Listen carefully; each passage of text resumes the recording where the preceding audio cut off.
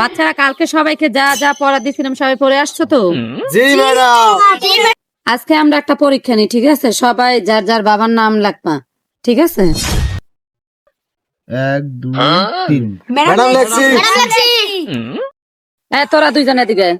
ঠিক আছে ম্যাডাম, আইতাছি।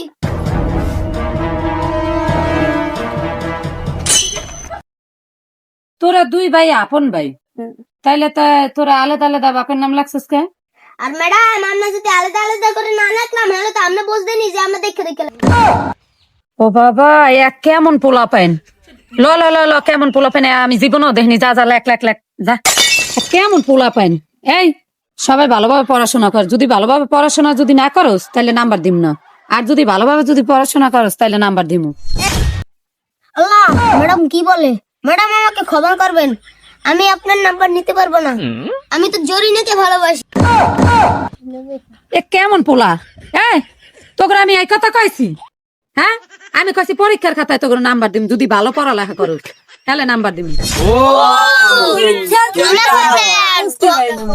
আচ্ছা, তোগরে কিছুদিন পর ইংলিশ মিডিয়ামে ভর্তি করা হইব, ঠিক আছে? ভালোভাবে সবাই পড়াশোনা কর। ম্যাডাম, ওর ইংলিশ মিডিয়ামে ভর্তি না করাইয়া এই দেখেন হসপিটালে ভর্তি করাই দে। আল্লাহ, ইয়া কেমন পোলা পাইন!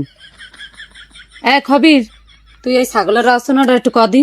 ম্যাডাম, ছাগলের কথা কন। ছাগল হয়েছে গৃহপালিত পশু। ছাগল আমার গোয়াল ঘরে থাকে। ছাগলের সাইডে ঠ্যাং আছে, একটা কল্লা আছে, একটা লেজ আছে, কিন্তু ছাগল আমাদের বন্ধু না। আমাদের বন্ধু হয়েছে বিড়ি।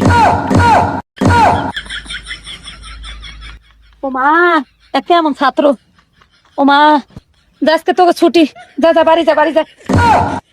এই ছাত্র কথা কেউ আইয়েন না, কেউ আইয়েন না।